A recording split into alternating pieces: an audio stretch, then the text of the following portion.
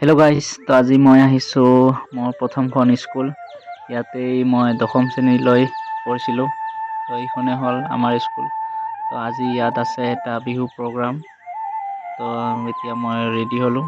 তো সকলোৱে ৰেডি হৈছে ইফালে। তো ইয়াত এটা প্ৰগ্ৰামটো কৰি তাৰপিছত আমি এতিয়া ঘৰত আহিলোঁ। ঘৰত আহি মই আবেলি আকৌ ওলালোঁ এটা বান্ধৱীৰ ঘৰলৈ।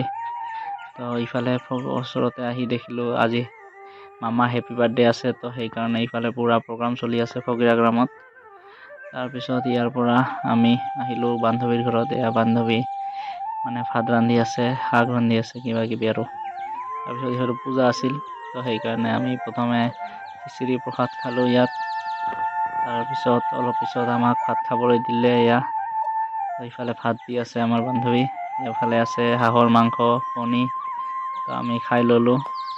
এতিয়া আহিলোঁ ঘৰত। তো ঘৰত আহি ইফালে মায়ে পিঠা বনাই আছিল। তো ময়ো মাৰ লগত অলপ বনালোঁ পিঠা। তাৰপিছত ইফালে ভাজি আছে মায়ে। তো ইফালে পিঠাও হৈ গ'ল, তো ময়ো খালোঁ। তো আজিলৈ ইমানে, লগ পাম আকৌ এটা নতুন ভিডিঅ'ত। বাই গাইছ।